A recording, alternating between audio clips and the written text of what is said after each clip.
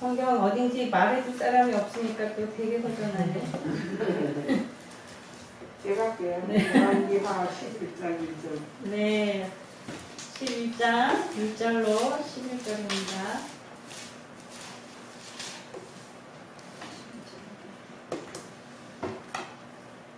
좀 기네요. 네. 최선을 다해 빨리 하겠습니다.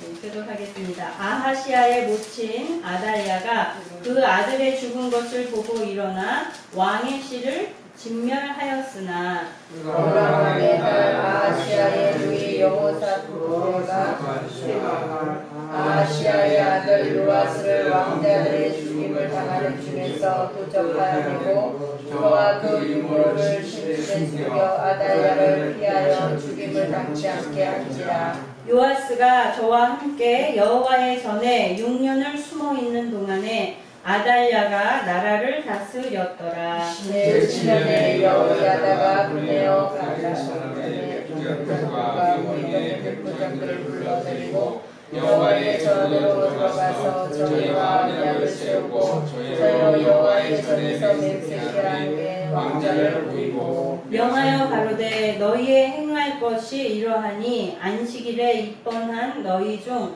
3분 1은 왕궁을 주의하여 지키고 3분 1은 수로문에 있고 3분 1은 호위대 뒤에 있는 문에 있어서 이와 같이 왕궁을 주의하여 지켜 방어하고 안식일에 출번하는 너희 중 2부대는 여호와의 전을 주의하여 지켜 왕을 호위하되 너희는 각각 손에 병기를 잡고 왕을 호위하며 무릇 너희 자녀를 침범하는 자는 죽이고 왕의 출입할 때에 시위할지니라. 백부장들이 이에 제사장 여호야다의 모든 명대로 행하여 각기 관할하는 바 안식일에 입번할 자와 출번할 자를 거느리고 제사장 여호야다에게 나아오매 제사장이 여호와의 전에 있는 다윗과 예찬과 방패를 백부장들에게 주니 다같이 호위병이 각각 손에 병기를 잡고 왕을 호위하되 전 우편에서부터 전 좌편까지 단과 전 곁에 서고. 아멘.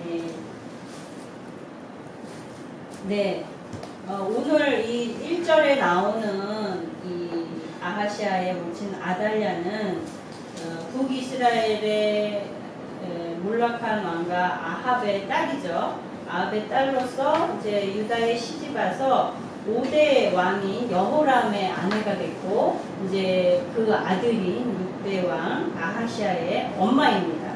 그런데 지금 그 예후의 반란으로 예후의 숙청으로 지금 아하시아가 죽으니까 자기 그 말하자면 손주들이죠. 손주들을 완전히 다 자기 아들들은 다 죽었고 손주들까지도 모든 남자란 남자는 다 지금 다 척살을 한 거예요. 그래서 자기가 왕위에 스스로 올랐어요. 그러니까 왕위 찬탈이죠. 네. 왜 이렇게 이거는 정말 잘 찾아볼 수 없는 그런 예인데요. 물론 중국의 뭐 숙청무나 이런 사람도 아주 흉악했다고 하는데 이 사람은 아주 더한 것 같아요. 예, 아달랴가 왜 자기 손주들을 다 그렇게 죽이면서까지 유다의 왕위를 찬탈하고 자기가 왕위에 올랐을까 한번 생각해 보면 일단은 권력의 맛을 알고 권력에 눈이 멀어서 그랬을 거다 생각할 수 있고 또 아합 왕가가 지금 완전히 몰락했잖아요. 근데 자기는 자기 아버지 아합이 다 자기는 아합 왕가의 딸인데 이에 대해서 이제 복수해야 되겠다. 우리 혈족이 다 망한 거에 대한 그런 복수심 때문에 이렇게 자기가 왕이 되기 위해서 이런 무모한 짓을 했다. 그러니까 다시 말하면 자기 아합의 왕가가 다 멸하게 된 거는 뭐 하나님이 예를 통해서 하신 일이잖아요. 그러니까 그 하나님이 이뻐하시는 유다의 다윗 왕가를 미워하게 된 거죠. 그래서 자기 남편과 아들의 후손임에도 불구하고 이 다윗 왕가의 씨를 날려버린 거다. 그런 의도를 볼 수 있는데 그건 이제 아달랴의 개인적인 그런 입장에서 보면 그렇게 이해할 수 있지만 그러나 가장 중요한 이유는 이러한 일을 아달랴가 벌이게 된 그 배후에는 하나님의 구속의 역사를 또 하나님이 약속하신 다윗의 그 언약을 완전히 망하게 하려는 해방하려고 하는 그런 사단의 계획가 그 배후에 있다는 것을 우리가 볼 수 있어야 되겠습니다. 사단이 정말 이렇게 아달랴가 계획한 대로 이 일이 다 착착 잘 진행이 계속해서 이어져 갔다면 아달랴가 원했던 대로 아합의 왕가를 이 남유다에서 새롭게 시작을 또 하게 되는 꼴이 되는 거죠. 다윗의 후손은 다 죽었고 아합의 후손인 자기가 아합의 왕가를 북이스라엘에서 멸망한 아합의 왕가를 이어갈 수 있게 되는 꼴이 되는 거죠. 그렇게 계속해서 이것이 이어졌다면 어떻게 되는 거예요? 하나님이 다윗에게 약속하신 그 다윗의 언약, 그 언약이 완전히 실패로 돌아가는 거죠. 중도에 이루 다 이루지 못하고 깨어지고 마는 거예요. 하나님께서 내 집과 내 나라가 내 앞에서 영원히 보존되고 내 위가 영원히 견고하리라. 이렇게 사무엘하의 말씀과 같이 이 약속이 다 없어져 버리는 거죠.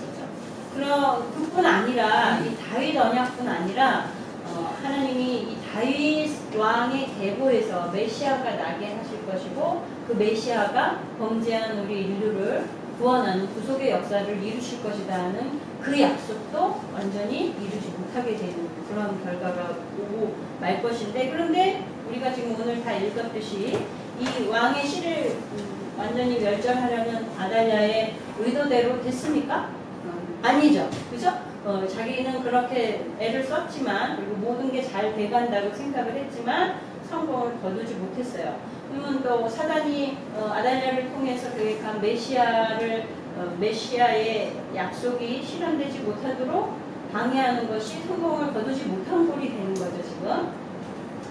네. 왜냐하면 2절에 나오는 것 같이 하나님께서 하나님의 사람들을 예비하시고 돕는 자들을 통해서 지금 이 다윗의 시가 이어지도록 하신 거예요. 그러니까 아시아의 누이 여호세바가 말하자면 자기 조카죠. 자기 남자 형제의 아들이니까 조카를 빼돌려서 여호와의 성전에서 제사장이 키울 수 있도록 숨겨서 키우게 빼돌린 거예요. 그리고 또 그 제사장이 이렇게 6년 동안 이 왕의 아들을 몰래 키웠던 거죠. 결국에는 어쨌든 하나님이 이 씨를 남겨두셔서 이 구속의 역사가 이어질 수 있도록 하나님이 허락하시고 단절되지 않고 구속이 완성이 되도록 하나님이 하셨다는 거죠.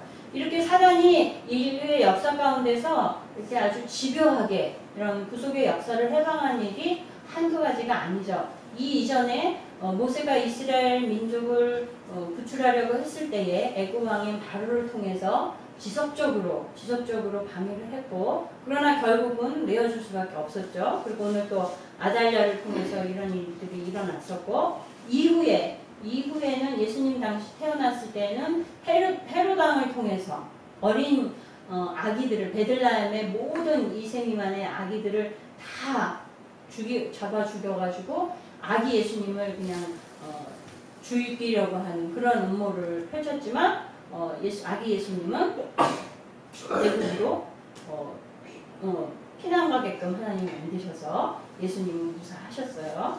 그리고 또 예수님을 십자가에 매달려 죽게끔 해서 이제는 정말 하나님의 아들인 메시아를 죽여버렸으니까 내가 이겼다 사단은 생각했지만 그것을 통해서 하나님은 오히려 구속의 역사를 다 완성시키셨죠. 사단이 이렇게 지속적으로 우리 인류 가운데서 이런 일들을 해방을 놓았지만 그러나 하나님의 역사는 계속해서 이루어졌다는 것을 우리가 알 수 있어요. 지금도 진행 중이죠. 이 구속의 역사가. 그죠? 이 구속의 역사가 예수님이 이 땅에 오심으로 메시아로서 오시고 대신 죽으심으로 구속의 역사가 이루어졌지만 완전한 완성이 아니죠. 완전한 완성은 언제라고 그랬어요? 예수님 오시고 모든 천년왕국의 과정을 지나서 이제 심판의 과정을 지나고 영원한 하나님의 나라가 임할 때 우리가 그곳에 들어가는 것이 진정한 구원의 구속의 완성이 되는 거죠. 지금까지 모든 과정이 다 구속의 과정인 거예요. 구원의 과정에 우리가 있는 거예요. 그러니 사단의 방해도 있겠어요, 없겠어요? 물론 있겠죠. 우리가 영원한 구원을 이룰 때까지 사단은 지속적으로 방해를 하겠죠. 그러나 우리가 오늘 이런 말씀에서 위로를 얻는 것이 뭐냐면 사단이 아무리 방해를 해도 정말 씨를 말릴 것 같은 이런 무시무시한 일을 벌려도 하나님은 하나님의 구원의 완성을 위해서 지속적으로 우리에게 은혜를 베푸시고 우리를 보호하신다는 것을 우리가 확신을 가져야 돼요. 그래서 구원의 확신을 우리가 놓치면 안 되고 하나님이 우리의 구원을 끝까지 이루실 것에 대한 믿음을 우리가 놓치면 안 되겠습니다.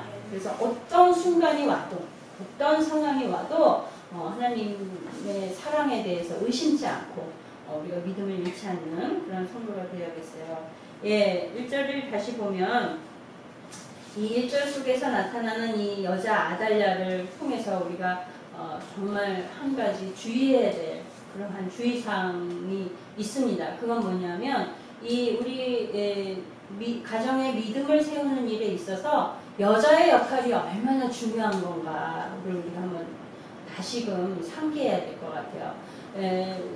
물론 가정을 다스리는 거는 남자지만 그 남자를 조종하는 게 여자라고 그러잖아요. 그렇듯이 그 가정에 어떤 여자가 들어오느냐가 그 가정의 불행과 행운이 갈라질 수 있다는 거예요. 그래서 정말 믿음의 사람이 들어오면 그 남편이 믿음의 사람이 되어질 수 있고 그 자녀들을 믿음으로 양육하게 되면 그 가정이 평안하고 구원을 온전히 받을 수 있게 되는 거죠. 그러나 이렇게 하나님을 믿는 믿음에 있지 않는 아달랴와 같은 여자가 들어오면 지금 이 남유대의 다윗 왕가의 이 불행이 왜 찾아왔어요? 지금 바알을 숭배하는 아합의 딸을 지금 아내로 맞고 며느리로 맞았기 때문에 지금 이 남유다에 이런 엄청난 불행이 이게 말이 돼요? 자기 손자까지 다 죽이고 자기가 왕이 되는 거? 이거 완전 사단의 역사죠. 이게 사단의 씨앗이 들어왔기 때문에 이 가정이 이렇게 풍비박산이 나게 생긴 거예요. 여자가 어떤 여자가 들어오느냐 굉장히 중요하죠. 또 이 열왕기서에서도 그렇고 일전에도 말씀드렸지만 이스라엘에서는 그 족보를 볼 때에 아빠가 유대인이냐 아니냐보다도 엄마가 유대인이냐 아니냐를 더 중요하게 생각한다고 그랬죠. 왜 그럴까요? 그거는 어머니가 유대인이면 하나님의 율법대로 말씀대로 가르칠 것이기 때문에 어려서부터 말씀으로 훈계할 것이기 때문에 그렇게 생각하는 거예요. 바울도 그랬어요. 바울도 디모데에 대해서 칭찬할 때에 디모데는 아빠가 헬라인이고 엄마가 유대인이었어요. 그러니까 사실은 인간적인 저기로는 헬라인이거든요. 헬라인에 속하는데도 그러나 이 디모데에 대해서 바울이 뭐라고 평가하냐면 어머니와 조모의 믿음을 그대로 계승한 그런 아들이라고 아주 칭찬을 아끼지 않았잖아요. 그러니까 이 집안의 여자를 드릴 때에 여러분들이 결혼하는 배우자를 선택할 때에 어떤 인간적인 그러한 물질적인 그런 것들을 보기보다는 그 신앙, 믿음, 여호와를 정말 신뢰하는 그런 신앙을 먼저 봐야지. 좀 인간적으로는 좀 부족한 면이 있다고 할지라도 그 사람의 믿음이 신실하다면 다른 것들은 덮어주고 가장 우선순위로 믿음을 먼저 여러분이 보시기를 바랍니다. 그러면 이 믿음 있는 여인은 그 가정의 보물인 거예요. 믿음이 없는 사랑을 숭배하는 자의 딸은 이거는 불행의 씨앗인 거예요. 그러니 우리가 어떤 사람을 아내로 맞고 어떤 사람을 며느리로 맞아야 될지 우리가 충분히 아실 수 있죠. 말씀에 너희는 믿지 않는 자와 멍해를 같이 하지 말라. 의와 불법이 어찌 함께하며 빛과 어두움이 어찌 사귀며. 고린도후서 6장 14절의 말씀입니다. 네, 이 아달랴가 사악한 마음으로 다윗 왕가의 씨를 멸절시키려고 했지만 그 배후에는 정말 사단이 역사하는 그 이유와 더불어서 하나님께서 지금 아달랴의 그 사악한 성품을 사용해서 타락한 다윗 왕조에, 타락한 다윗 왕가에 대해서 하나님이 징계하시는 모습도 우리가 볼 수 있어야 됩니다. 그러니까 하나님이 불신자든지 하나님의 백성이든지 하나님 앞에 범죄하면 다 징계하시죠. 다 그 잘못한 것에 대해서 둘 다 징계하세요. 그러나 좀 양상이 달라요. 불신자들은 물론 회개할 때까지 하나님이 참아주시죠. 아합에 대해서도 그러셨잖아요. 여러 번 참아주셨죠. 그러나 하나님의 심판의 손이 들려지면 날짜가 없는 거예요. 그냥 완전히 지금 아합의 왕가도 그래서 완전히 멸망당했잖아요. 예. 그러나 하나님의 자녀에 대해서는 하나님이 조금 다르게 반응하세요. 그래서 벌을 하시는데 징계는 똑같이 주시는데 조금의 은혜를 남겨주시는 거예요. 그루터기를 남겨주시는 거예요. 그래가지고 오늘과 같이 이 어린 왕자를 하나님이 살리게끔 하셔가지고 이 다윗의 왕가가 다시금 이어질 수 있도록 하나님이 은혜와 긍휼을 베풀어 주신 거죠. 이게 얼마나 큰 은혜요? 이스라엘 민족도 보세요. 온 세상의 역사를 다 뒤져도 그 민족이 그렇게 나라를 다 잃어버리고 디아스포라로 다 흩어지고 별별 일을 다 겪으면서 완전히 망해버린 그 한 민족의 한 나라가 지금 어떻게 됐어요? 이스라엘이 다시 나라를 회복했고, 물론 많은 분쟁과 어려움이 있지만서도 세계에서 아무도 무시할 수 없는 막강한 나라가 돼 있잖아요. 뭐 사이즈가 강원도 만하다면서요. 이런 일이 어떻게 그냥 자연적으로 일어난 일이라고 할 수 있겠어요? 그건 하나님의 순수한 하나님의 은혜요, 하나님의 이 약속을 이루기 위해서 하나님이 남겨두신 그런 긍휼이라고 생각할 수 있습니다. 우리 하나님 그런 하나님이에요. 네, 우리 삶 가운데도 우리가 만약에 우리가 행한 대로 하나님께서 우리에게 보응하신다. 우리가 하는 짓대로 하나님이 다 그대로 착한 일 하면 복 주시고 잘못하면 벌하시고 그대로 하나님이 다 반응하시고 보응을 해버리신다면 여기 남아있을 사람이 있겠어요? 그죠? 아무도 없겠죠. 네, 우리는 다 황량한 인생이 되고 말 텐데 하나님이 남겨주신 이런 은혜가 있기 때문에 우리가 아주 무력한 중에도 이렇게 연약한 가운데도 맡겨주신 사명들을 감당하고 있는 저희들인 줄 믿습니다. 예, 에가서에 보면 여호와의 자비와 긍휼이 무궁하심으로 우리가 진멸되지 아니함이니이다. 예, 우리가 정말 나의 삶을, 각자의 삶을 다 돌아볼 때에 하나님의 은혜와 긍휼을 받을 만한 자격이 있는가 돌아보면 하염없이 눈물이 납니다. 네, 3절과 4절을 보면요, 몇 년 동안 아달랴가 왕으로서 통치했어요? 7년째의 제사장이 일어났으니까 6년 동안 왕으로서 통치한 거죠. 우리 사람이 막 그냥 어찌할 거를 잠깐 일어나세요. 벌떡 일어나세요. 잠 깨게.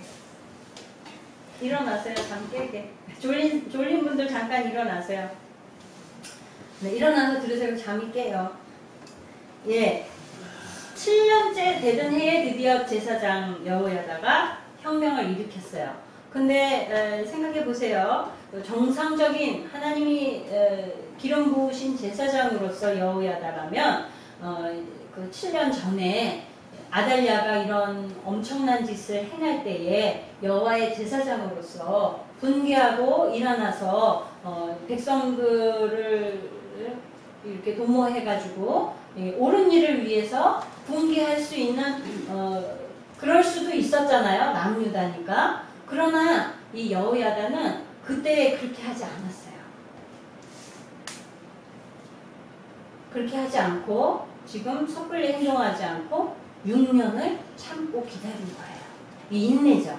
그러니까 모든 상황 속에서 정말 하나님이 주신 거룩한 마음을 품고 그것을 이루기 위해서 지혜를 모으고 기도하면서 하나님의 시기를 기다리고 정말 악한 세력들과 어떻게 승리를 이룰 수 있는가를 6년 동안 정말 기도하면서 그 모든 이런 계획을 짜지 않았겠어요? 예, 밑거름을 굳건하게 잘 다진 거죠. 6년이 넘도록. 단지 그냥 아기가 아직 이 왕이 되기에 어리기 때문에 기다린 부분도 있기는 있어요. 그죠? 한 살짜리 아기가 어떻게 뭐 왕이 되겠어요? 그러니까 조금 크도록 기다린 것도 있고, 어떻게 보면 이 7년째라는 이 숫자는 참 거룩한 숫자잖아요.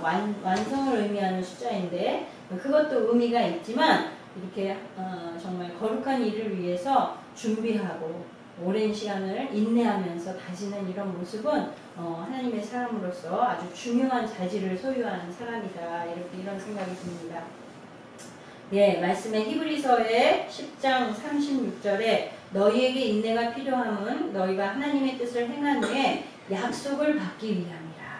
그러니까 거룩한 뜻이 있다고 그냥 벌떡벌떡 일어나서 내 뜻대로 나아가는 것도 물론 용기 있는 일이긴 하지만, 그러나 기도하면서 정말 이것이 합당한지를 잘 살피는 것도 지혜로운 거겠죠.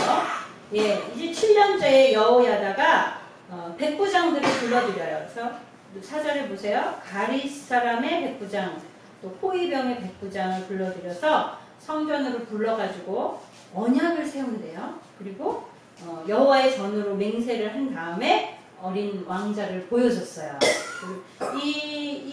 지금 이들과 맺은 언약이 뭘까요? 단순히 어린 왕자가 지금 살아있는데 이 존재에 대해서 비밀을 유지해라. 아달랴가 알면 안 되니까 발설하지 말아라 하는 내용이었겠죠. 그러나 그것만이라고는 볼 수 없고 이 언약이다 하는, 이 성경에서 언약이다 하는 거는 굉장히 중요한데, 뭐냐면 다윗왕과 맺은 하나님의 언약에 대해서 언급했을 것이라고 보여져요. 그래서 이 백부장들한테 다윗의 언약을 다시 한번 상기시켜주고, 하나님이 약속하신 이 다윗 언약을 이루기 위해서 백부장들에게 약속을 맹세하게 한 거죠. 그러고 나니까 이들의 태도가 어떻게 변했냐면 180도로 변했어요. 6년 동안 원하든 원치 않든 약한 아달랴의 행위를 참고 보아가면서 아달랴를 왕으로 6년 동안 섬기고 있었잖아요. 마음에 그것이 옳은 것이 아니라는 건 분명히 알지만서도 거역하지 못하고 왕으로서 섬겼단 말이죠. 왜요? 힘이 없고 자기도 죽을 수 있으니까 그랬겠죠. 그런 연약한 마음을 가진 사람들이 지금 여호야다 제사장을 통해서 다윗의 언약, 하나님의 언약을 다시 한번 들은 이후에 그들이 이제는 아주 자신의 생명을 바쳐서 약속을 이루기 위해서 새롭게 세워지는 혁명의 군사로서 새로운 모습으로 지금 서는 그런 가정들이 보입니다. 모든 사람이 자기 인생에 있어서 가장 중요히 여기는 것, 다시 말해서 내 인생의 왕이 무엇이냐, 임금이 무엇이냐 하는 거는 굉장히 중요해요. 오늘 같은 경우에도 지금 이들은 악한 여왕 아달랴에서 이제는 어리지만 하나님의 약속을 이루어야 할 다윗의 우선 어린 요아스를 왕으로 섬기는 이런 변화가 있었듯이 누구를 왕으로 모시느냐, 제일로 모시느냐, 그것에 따라서 그 사람의 인생이 달라진다고 할 수 있죠. 우리 성도들의 왕은 누가 돼야 될까요? 마음의 왕은 누가 돼야 될까요? 주님이시죠. 그죠? 예, 우리를 구속해 주신 예수 그리스도가, 그 메시아가 우리의 왕이시여 주인이 되셔야 되는 거예요. 그러면 그 주님께서 우리의 인생 가운데 영생을 주시고 형통을 주시고 축복을 주시는 줄 믿습니다. 네, 여호야다가 지금 이 사람들에게 5절부터 8절의 내용은 지금 각각의 사명을 지금 주고 있어요. 그래가지고 지금 보니까 비번인, 말하자면 이들의 역할이 뭐예요? 왕궁을 지키고 왕을 지키고 그러는 지금 자기들의 일이잖아요. 이런 것들을 지금 바꿔서 비번, 물론 약간 상황은 달라요. 비번일 때 자기의 담당한 시간이 아닌 쉬어야 하는 시간에 와서 지금 이 요아스와 이 성전을 지키는 이러한 임무들을 지금 준 거예요. 그러니까 이 여호야다의 지시대로 지금 백부장들이 자기의 병사들에게 지시해서 이런 일들이 이루어지는데, 인간적인 시각으로 보면 이 모든 것을 지휘하는 여호야다 제사장이 가장 중요한 일을 주도하고 있고, 그리고 그 밑에 백부장이 그 다음 중요할 것이고, 그 밑에 또 그 일을 수행하는 병사들이 그 다음 중요할 것이고, 이렇게 생각이 되잖아요. 그러나 하나님이 보시는 시각도 그럴까요? 그렇지 않다는 거죠. 뭐냐면, 물론 여호야다가 그 계획을 진행하는 모든 것들이 굉장히 중요하지만 그 일을 수행하는 모든 사람들의 역할이 똑같이 중요하다는 거예요. 지금 만약에 제일 작은 임무를 받은 병사가 실수로든지 아니면 소홀히 생각해서든지 고의로든지 이 비밀을 어린 왕자가 살아있다는 것을 조금이라도 발설해가지고 아달랴의 귀에 들어갔다. 그러면 이 일이 어떻게 됐겠어요? 숲으로 돌아갔겠죠? 그러니까 제일 하찮은 일을 맡은 병사까지도 그 맡은 모든 일들이, 그 사명들이 똑같이 중요한 것이 되는 거죠. 그러니까 우리 성경에 나오듯이 모든 지체가 있는데 몸의 지체들이 뭐 눈은 보는 역할을 하고 뭐 코는 냄새를 맡고, 그런데 무엇은 중요하고 무엇은 하찮다라고 여길 수 없다라고 말씀하시잖아요. 그것처럼 이렇게 하나님의 일을 맡은 사람들에게 있어서는 하나님께 영광을 돌리는 일이기 때문에 아무리 작은 일이라 할지라도 우리가 교회 안에서 각자가 맡은 큰 일이든 작은 일이든 간에 공동체 안에서 이루어지는 모든 일들이 하나님의 뜻을, 또 하나님의 나라를 이루어가는 일들이기 때문에 하찮다고 하나님이 여기시는 일은 없다는 거죠. 그러니 내가 맡은 일들에 대해서 사명감과 책임감을 가지고 충성되이 일하시는 성도가 되어야겠습니다. 이 병사들에게 주어진 건 아니죠. 그동안 해왔던 일인데 조금 변형된 부분들이 있을 뿐이에요. 쉬는 시간에 가서 몰래 서야 되고 이런. 그러나 그들이 해왔던 일을 그대로 지금 사명을 부여해 준 거죠. 그러니까 하나님이 일을 시키실 때에 전혀 생뚱맞게 다른 일을 시키시지 않는다는 거예요. 내가 맡은 자리에서 충성되이 하는 것을 하나님이, 내가 할 수 있는 것들을 하나님이 시키신다는 거죠. 예를 들면 저는 여러분이 잘 알고 있듯이 그림에는 재능이 있지만 무슨 음악이나 악기 연주하는 거에는 재능이 없잖아요. 그런데 만약에 저보고 성가대 지휘자를 맡으라든지 찬양 인도자를 하라든지 그러면 제가 얼마나 힘들겠어요. 물론 시키면은 정말 안 할 수 없어서 어떻게든 하려고 노력은 하겠지만 얼마나 힘들고 보는 사람도 힘들겠어요. 그러나 하나님 그렇게 시키시지 않는다는 거죠. 그것을 잘 수행할 수 있는, 쉽게 할 수 있는 그런 사람들에게 또 맞는 사역들을 하나님이 감당하게끔 하시는 거예요. 물론 이렇게 어떤 특별한 상황이나 정말 형편에 따라서 좀 더 자기를 개발시키고 해서 도전하고 또 새롭게 일을 위해서 이렇게 나아갈 수 있게 하는 그런 것들도 있기는 해요. 예를 들면 이렇게 음악을 모르고 피아노도 못 치는 제가 호산나 교회 초창기에 반주기도 없죠. 피아노는 있는데 반주자는 없죠. 이만한 피아노가 덩그러니 서 있으니까 목사님이 맨날 반주자 보내주세요. 그리고 하나님 앞에 죄송하다는 거예요. 피아노는 있는데 찬양이 없어가, 반주가 없어서 생목소리로 예배 시간에 예배를 드리니까. 그래가지고요, 제가 반주 하나도 못하는데 하루에 4시간씩 연습을 해갖고 묵도성, 기도성, 그 다음에 쉬운 찬송 골라가지고 막 열심히 연습해가지고 그 주보에다 넣어갖고 할 수 있는 것만 해가지고 쳤어요. 나름 얼마나 하루 4시간씩 여러분 피아노 쳐봤어요? 재능 있는 사람도 그렇게 하려면 힘드는데 재능 없는 사람이니까 여기 목이 다 뻣뻣해지고요. 허리가 아프고 몸이 근육이 경직돼갖고 몸이 너무 아픈 거예요. 그게 어떻게 해요? 그래도 했단 말이죠. 그런 경우처럼 정말 그래 어쩔 수 없는 형편이나 이럴 때는 또 그렇게 할 수도 있어요. 그러나 그 하나님이 어떤 사람이 그러더라고요. 듣고 망치로 피아노 두드리는 것 같다고. 그래서 제가 나름 열심히 했는데 참 안타까웠거든요. 그랬더니 명아가 하다 이제 듣다 안 되겠으니까 제가 해볼게요. 그래서 자진해서 해서 초등학교 5학년짜리가 이제 반주를 하기 시작한 거예요. 하람. 그러니까 하람이는 더 성숙한 나이에 했으니까 쉬운 거죠, 더. 그죠? 네. 대답을 안 하네. 네.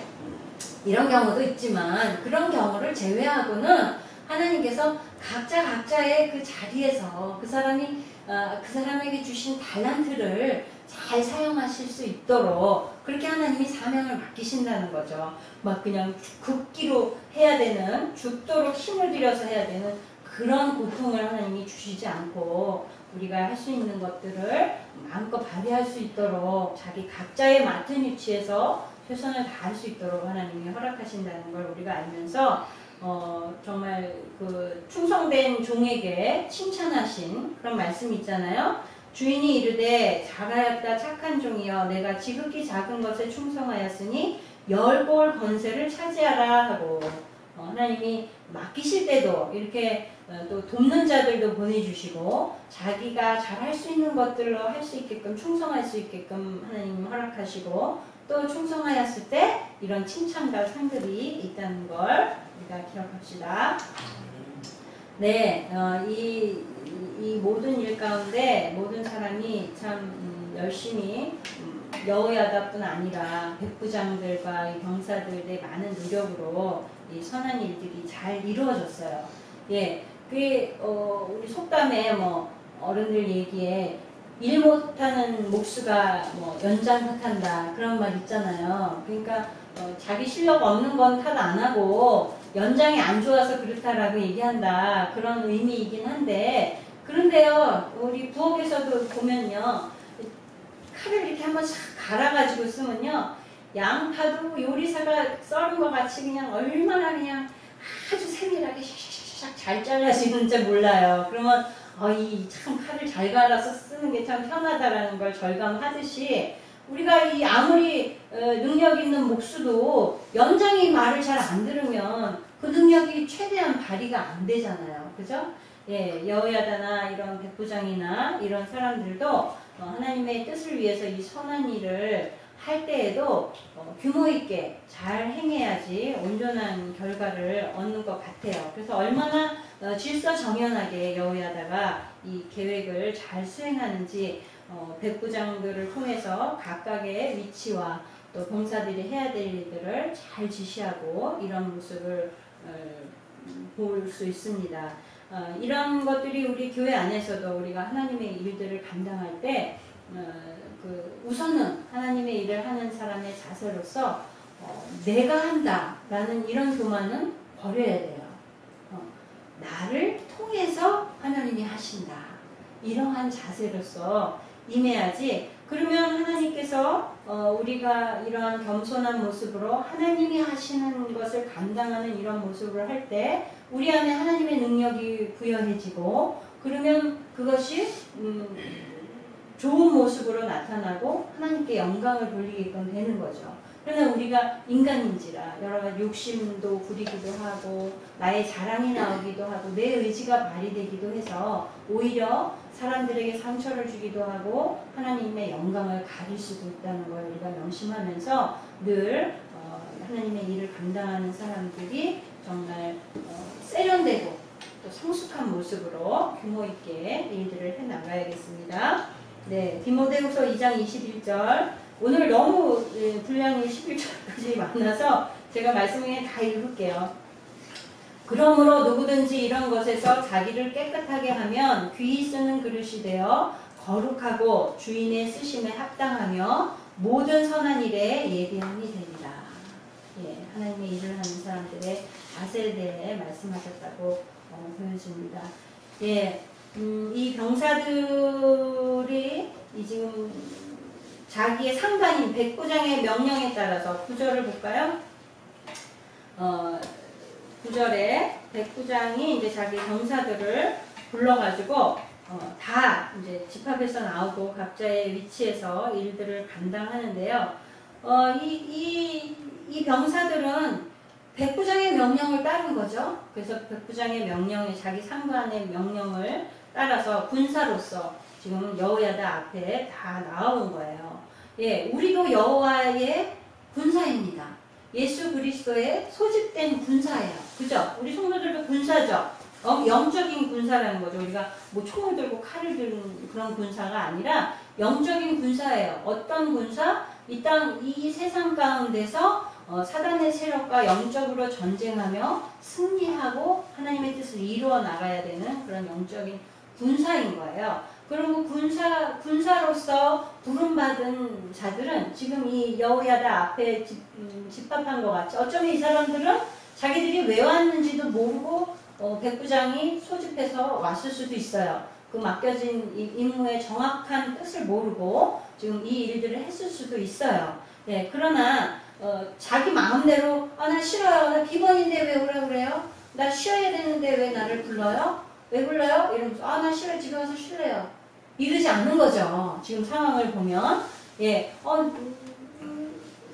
지금 쉬어야 되는 비번 날짜인데 왜 부르지? 그러나 내 상관이 부르기 때문에 가야지. 그리고 모두 이게 모인 거 아니겠어요? 그죠? 예, 이러한 태도가 군사의 태도라는 거죠. 그래서 우리도 예수 그리스도의 군사로서 하나님의 일들을 감당하는 군사로서 자기의 개인적인 감정과 자기의 생각들 때문에 하나님 이거는 싫어요. 이거는 싫고 난 지금 아니야. 이러한 태도가 아니라 하나님 앞에 소집된 군사로서 하나님이 주시는 명령에 온전히 그대로 순종하고 자기의 사명을 다 완수하려고 하는 그런 성실함이 있어야 되겠습니다. 그런 의미에선 어떤 의미에선 영적으로 우리는 자유함을 얻었지만 주 안에서 자유함을 얻었지만 하나님의 군사로 소집된 자로서 그리스도에게 속한 자로서는 우리 내 마음대로 인간적인 자유를 누리는 자유인이 아닌 거죠. 인간적인 민간인이 아닌 거죠. 그죠? 네, 하나님의 군사의 신분입니다. 네, 지금 이 빈손으로 모두 모인 백부장과 병사들에게 10절에 여호야다가 뭘 내주나요? 창과 네, 네, 창과 방패인데 특별한 창과 방패예요. 누구의 창과 방패? 다윗 왕의 창과 방패래요. 이거는 뭐냐면 다윗이 살아있을 때에 많은 전쟁터에서 싸움을 하고 전리품으로 얻은 창과 방패를 거긴 금으로 은으로 된 것들이잖아요. 그런 것들을 어디다가 자기가 개인적으로 소유하지 않고 다 하나님 앞에 영광을 돌리기 위해서 하나님의 성전에 다 바친 거예요. 전리품을. 그것을 내어준 거예요. 그런데 아주 대조적인 모습이 있는데요. 솔로몬은 어떻게 했냐면요. 솔로몬은 자기 레바논 나무봉에다가 그걸 다 갖다 놨어요. 솔로몬은. 근데 그건 어떻게 됐게요? 자기 아들 르호보암 때 침략을 받아가지고 그걸 자랑하고서는 침략을 받아가지고 다 뺏겨버렸어요. 그런데 이 다윗 왕이 하나님께 드린 것은 어떻게 해요? 지금 가장 요긴하게 쓰일 때에 정말 필요한 때에 귀하게 지금 쓰여지게 된 거예요. 그러니까 하나님께서는 우리가 정말 주를 위해서 헌신한 것에 대해서 그냥 모른 척 하시지 않는다는 거예요. 예, 옛날 어른들이 하던 말이 있어요. 하나님은 공짜가 없다. 하나님은 공짜가 없어. 이러고 신나서 권사님들이 하시던 얘기가 생각이 나요. 그건 뭐예요? 하나님께서 우리가 하나님 앞에 그러니까 물론 여러분들도 그렇지만 우리 옛날 어른들 보면 교회를 섬기는 모습들 보면 받은 은혜가 감사해서 하나님께 충성하고 받은 은혜가 커서 하나님 앞에 제물 드리고 그랬지 무슨 복을 받기 위해서 뭘 하고 이런 것보다는 받은 은혜가 너무 감사해서 하나님께 제물 드리고 시간을 드리고 이랬단 말이죠. 이런 게 우리가 우리 크리스찬으로서 정말 본받아야 될 모습입니다. 그러면 우리가 하나님 앞에 계산하고 이렇게 따져가지고 드리면 하나님도 우리를 계산하고 따지시지 않겠어요? 그러나 이게 다윗 왕과 같이 하나님 앞에 계산하지 아니하고 전심으로 하나님 앞에 드렸더니 하나님께서 그것을 오히려 이 다윗 왕가가 멸절될 위기에 다윗 왕가를 세우는 그러한 귀한 도구로서 사용하시게끔 해주시잖아요. 얼마나 감사한 일이에요. 예, 이 무기들을 지금 통해서 자신들이 아달랴를 대적해서 싸우더라도 이것이 물론 창과 방패니까 이런 무기들을 가지고 싸울 때에 이거 육적인 무기죠. 육을 멸하는 그런 육체를 멸하는 그런 무기이지만 이것이 누구의 창과 방패냐? 다윗의 창과 방패다라는 걸 병사들이 들었을 때에 그들이 어땠겠어요? 일반적인 혈과육에 대한 싸움이라고만 생각했겠어요? 그렇지 않았겠죠. 300여 년 전에 우리의 선조 다윗 왕의 이게 하나님께 드려진 창과 방패라고 그것을 지금 우리가 들고서 싸운다고? 그러면 우리는 하나님이 다윗에게 약속하신 그 언약을 지금 이루기 위해서 우리가 지금 싸우고 있는 거구나. 그렇게 지금 병사들이 깨달아지지 않았겠어요? 그게 놀라운 일인 거죠. 그러니까 하나님의 일을, 하나님의 사명을 맡은 사람들이, 주의 일을 감당하는 사람들이 크든 작든 간에 자기가 이걸 왜 하는지 모르고 하는 것보다는 내가 이 일을 왜 하는지를 분명하게 그 목표와 의미를 알고 일하면 얼마나 귀해요. 그죠?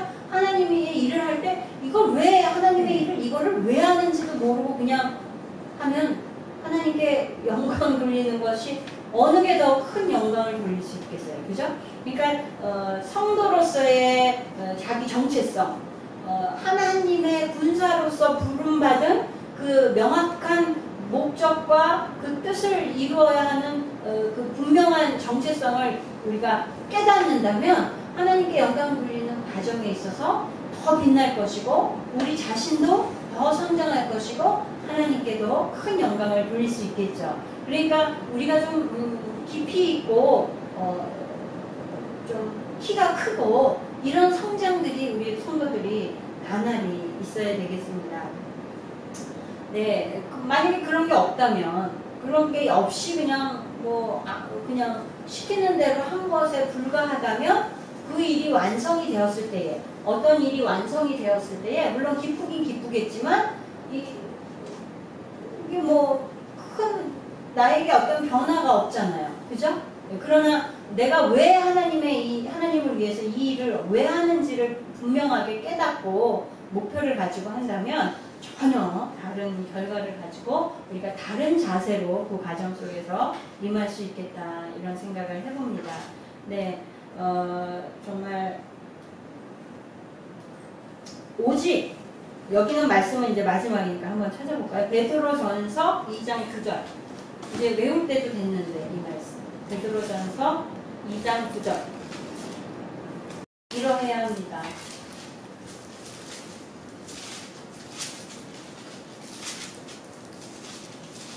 나는 누구인가 생각하면서 나는 누구인가 바로 이런 사람이다 라고 그 속에 나를 한번 적용해서 베드로전서 2장 9절 시작 오직 너희는 택하신 족속이요 왕같은 제사장들이요 거룩한 나라요 그의 소유된 백성이니 이는 너희를 어두운 데서 불러내어 그의 기이한 빛에 들어가게 하신 자의 아름다운 덕을 선전하게 하려 하시니라. 아멘. 네. 하나님을 위해서 사시기 바랍니다. 그러면 하나님이 여러분의 일을, 여러분이 해결할 수 없는 일들을 하나님이 다 감당해 주실 줄 믿습니다. 네, 기도하겠습니다. 하나님, 사단이 이 땅 가운데서 정말 우리 많은 사람들을 미혹하며 또 많은 죄악 가운데 조종하며 하나님의 역사들을 해방하고 있는 것을 우리가 이 악랄한 현장을 오늘 말씀을 통해서 또 보았습니다.